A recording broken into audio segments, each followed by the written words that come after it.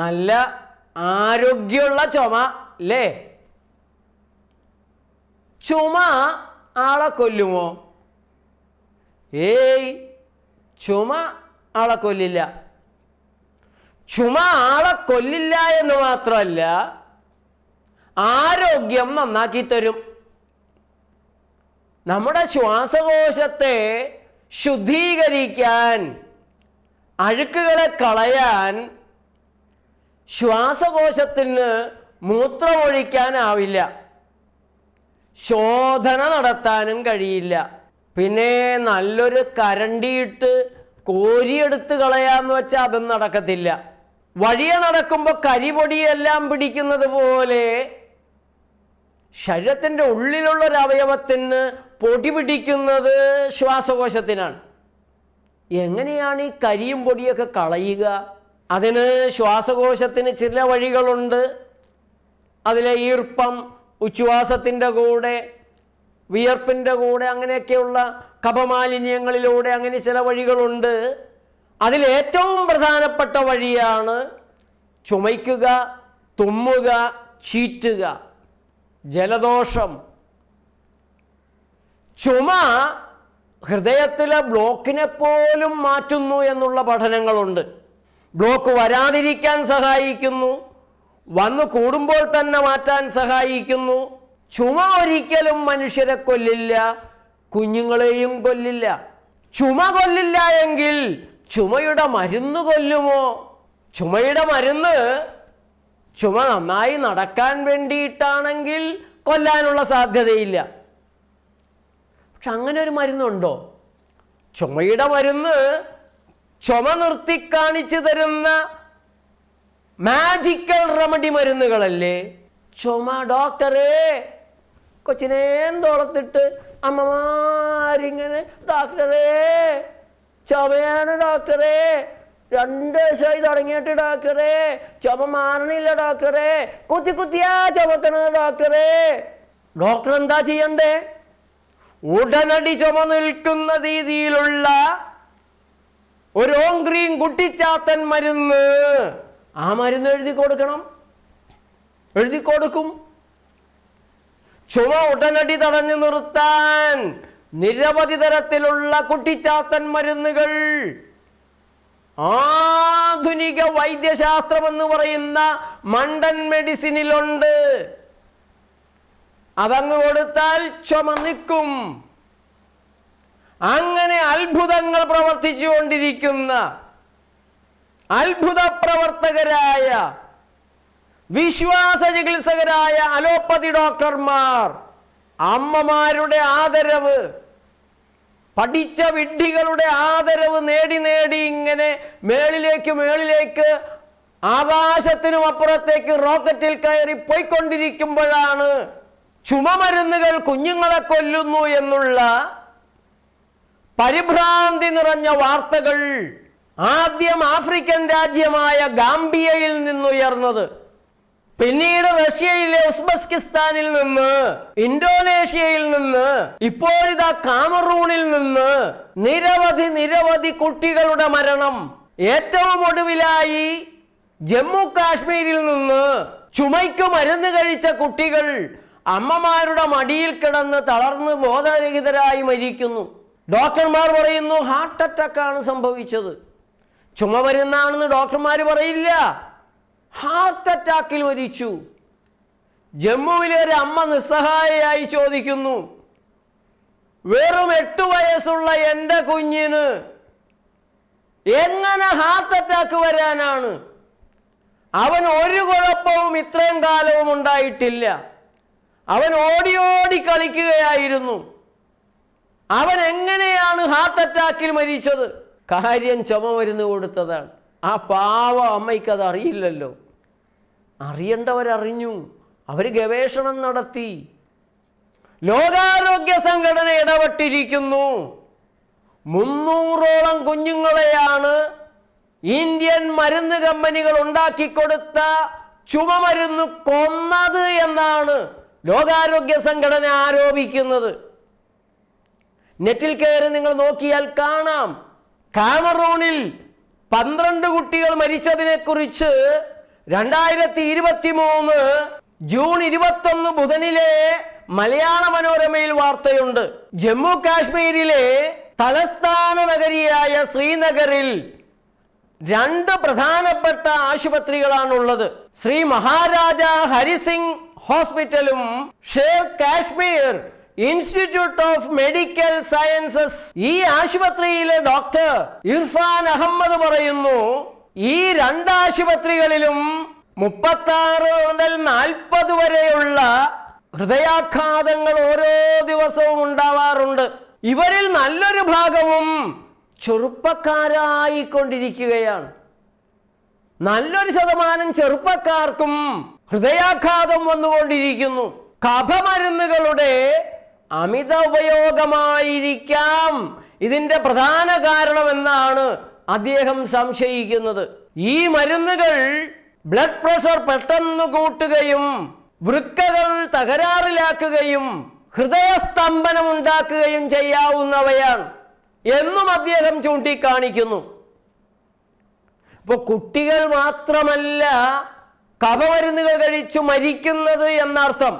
Vietnam, Ghana, Sri Lanka, Nigeria, Gambia, Indonesia, Micronesia and marshal islands, ഇത്രയും രാജ്യങ്ങളാണ് ഇന്ന് ഇന്ത്യൻ മരുന്ന് കമ്പനികൾക്കെതിരെ വിരൽ ചൂണ്ടി ഞങ്ങളുടെ കുഞ്ഞുങ്ങളുടെ കൊലപാതകികൾ നിങ്ങളുടെ മരുന്ന് കമ്പനികളാണ് എന്ന് ഇന്ത്യയോട് പറയുന്നത്.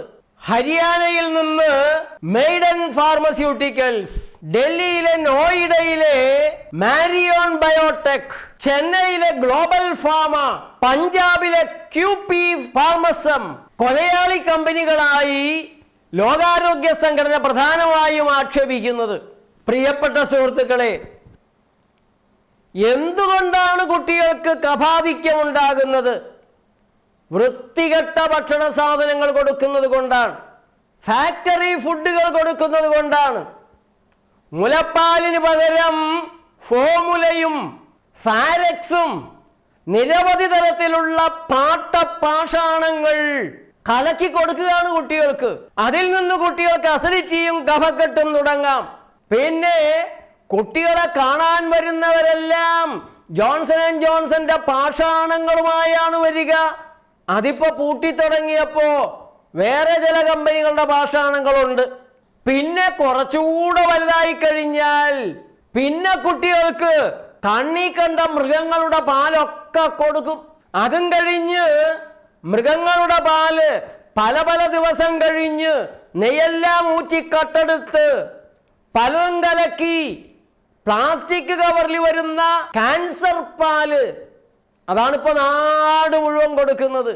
പാവം കുട്ടികൾ കഷ്ടകാലത്തിന്റെ നാളിലാണ് ഈ ഭൂമിയിലേക്ക് ഇപ്പോൾ വരുന്നത് ഈ പ്ലാസ്റ്റിക് പാല് കുടിക്കാൻ. അതിനും പുറമെയാണ് കുട്ടികളുമായി ചങ്ങാത്തം കൂടാൻ മുതിർന്നവരുടെ എളുപ്പ വഴിയാണ് മിഠായി കൊടുക്കുക, ചോക്ലേറ്റ് കൊടുക്കുക, ഐസ്ക്രീം വാങ്ങിച്ചു കൊടുക്കുക, മധുര പലഹാര ബേക്കറി സാധനങ്ങൾ വാങ്ങിച്ചു കൊടുക്കുക. ഇവയെല്ലാം തന്നെ കുട്ടികൾക്ക് അസിഡിറ്റി കൂട്ടും, മലബന്ധമുണ്ടാക്കും, കഫക്കെട്ടുണ്ടാക്കും, പുറകെ പനിയും വരും. അതിന് കൊതുകിൻ്റെ പേരുണ്ട്. കൊതുകിങ്ങനെ പാവം കൊതുക് മിണ്ടാപ്രാണിയായി പറന്നു നടപ്പുണ്ട്. ഈ വക സാധനങ്ങളും പഞ്ചസാരയും തവിടില്ലാത്ത ചോറും മൈദയും ഒഴിവാക്കിയാൽ തന്നെ കുട്ടികളുടെ കഫക്കെട്ട് മാറും. കഫക്കെട്ട് ഉണ്ടാവില്ല.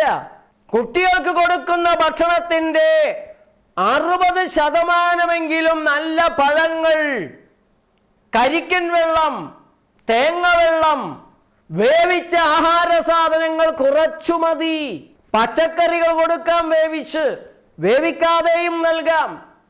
കാരറ്റിന്റെ ജ്യൂസ്, ബീറ്റ്റൂട്ടിന്റെ ജ്യൂസ്, എത്രയെല്ലാം നല്ല നല്ല സാധനങ്ങൾ ഉള്ളപ്പോ അസ്പർട്ടവും സാക്കറിനും പഞ്ചസാര തുടങ്ങിയ ക്യാൻസർ ഉണ്ടാക്കുന്ന മധുരങ്ങളിട്ട് വഷളാക്കിയ കുട്ടിയുടെ ടേസ്റ്റ് ബഡ്സിനെ വഴിതെറ്റിക്കുന്ന വൃത്തികെട്ട മധുരങ്ങൾ ഇട്ടുകൊടുത്ത് ക്രിമിനൽ കുറ്റമാണ് രക്ഷിതാക്കൾ കുഞ്ഞുങ്ങളോട് ചെയ്യുന്നത്. അതിൻ്റെയൊക്കെ ഫലമാണ് കുട്ടികൾക്ക് കഫം കിട്ടുന്നത്. പിന്നെ ആധുനിക മമ്മിമാരൊക്കെ ആണെങ്കിൽ 2 ആഴ്ചയെങ്കിലും ഹോം മോർച്ചറിക്കകത്ത് ചത്തു മരവിച്ചിരിക്കുന്നതെടുത്ത് ചൂടാക്കിയാണ് കൊടുക്കുക. ഭേഷാകും. ശാസ്ത്രീയമായ നേട്ടങ്ങളൊക്കെ കുട്ടികൾക്ക് പെട്ടെന്ന് കിട്ടും. ശാസ്ത്രീയമായി ഗവേഷണം നൽകി വച്ചിരിക്കുന്ന പുതിയ പുതിയ മെഡിസിനുകളും മെഡിക്കൽ ഉപകരണങ്ങളും ICUവും വെന്റിലേറ്ററും ഒക്കെ ഉപയോഗിക്കാനുള്ള ശാസ്ത്രീയ സൗഭാഗ്യം ആ കുട്ടികൾക്കുണ്ടാകും.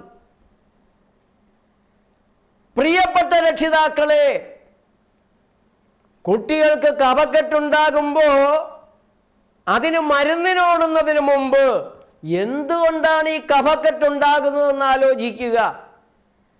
അതിനല്പം ഭക്ഷണ ക്രമീകരണങ്ങളൊന്ന് നടത്തുക.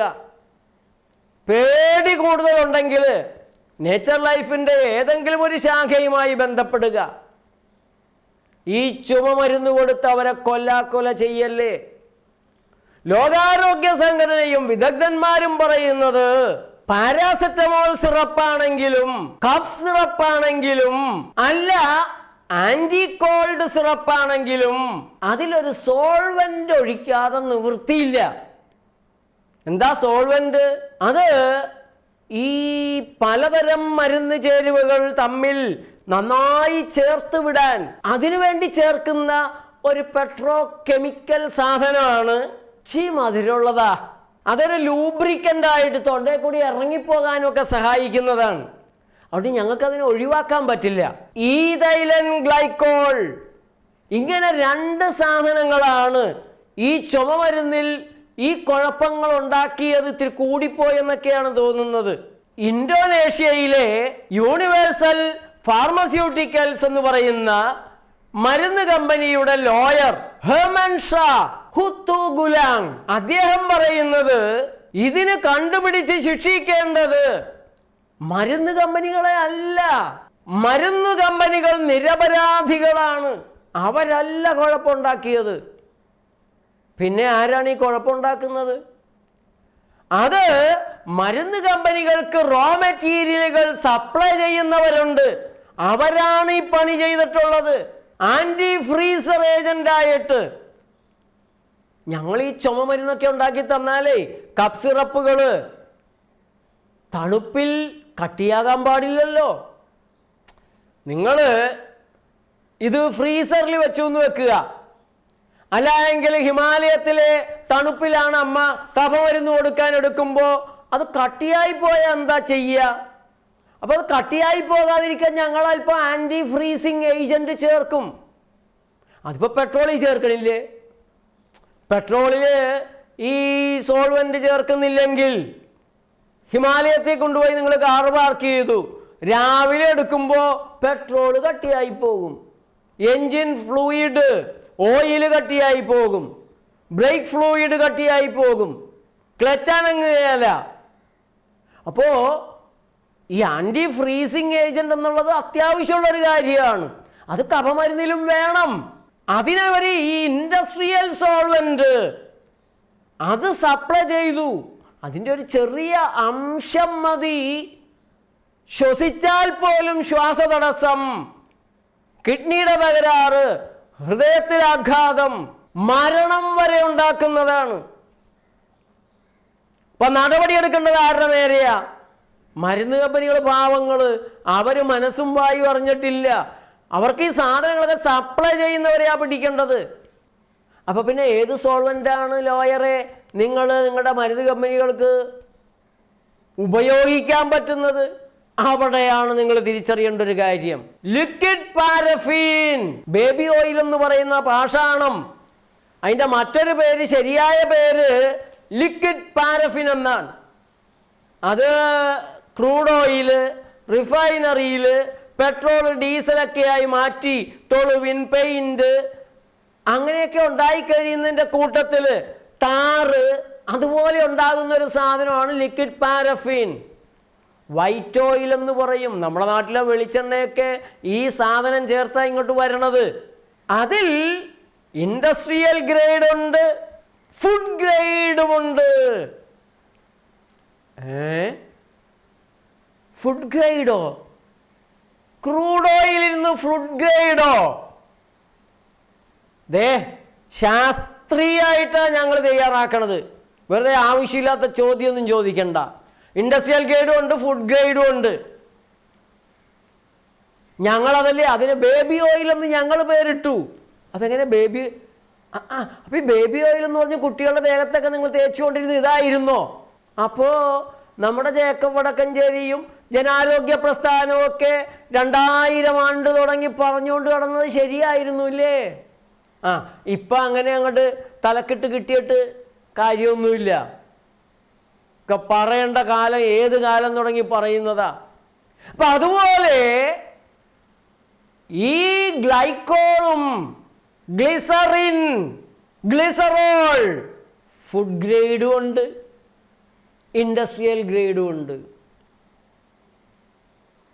രണ്ടും തമ്മിൽ എന്തൊക്കെയാ വ്യത്യാസം എന്ന് വെച്ചാൽ അത് ശാസ്ത്രീയ വ്യത്യാസമാണ്. കുറച്ചാകുമ്പോൾ ചാവില്ല. നമ്മുടെ കുഞ്ഞുങ്ങളെ ഈശ്വരൻ രക്ഷിക്കുമെന്ന് പറഞ്ഞാൽ ഈശ്വരൻ ഇതൊക്കെ ഇങ്ങനെ പറഞ്ഞു തരാനല്ലേ പറ്റുള്ളൂ. ഞങ്ങളെപ്പോലുള്ളവരുടെ വായിലൂടെ പറഞ്ഞു തരാനേ പറ്റുള്ളൂ. ദേഹത്തിന് ജയില്, കള്ളക്കേസുകൾ, ദുരിതം ഞങ്ങൾക്ക്. വായിലൂടെ ഈശ്വരൻ ഇതൊക്കെ പറഞ്ഞു തരും. പറയാതെ ഞങ്ങൾക്ക് നിവൃത്തിയില്ല. പറയണ്ടെന്ന് കരുതിയാലും ഓൻ തീരുമാനിച്ചു വരണതല്ലേ പറഞ്ഞു പോകും. അത് കേൾക്കില്ല എന്ന് പറഞ്ഞാൽ പാവം കുഞ്ഞുങ്ങൾ പ്രകൃതി രീതികളിൽ അല്പം കറിവേപ്പില ചമ്മന്തി, ഒരു നേരത്തെ ഭക്ഷണം, പഴം, എന്തെല്ലാം ലളിത വഴികളുണ്ട് കുഞ്ഞുങ്ങളെ രക്ഷിക്കാൻ. ഇനിയെങ്കിലും കണ്ണു തുറക്കുക.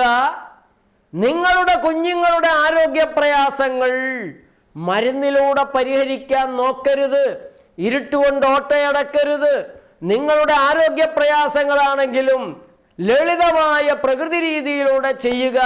നേച്ചർ ലൈഫിലെ ഒരു സന്ദർശനം അത് നിങ്ങളുടെ ജീവിതത്തെ മാറ്റിമറിച്ച് ആരോഗ്യകരമാക്കും. നന്ദി, നമസ്കാരം.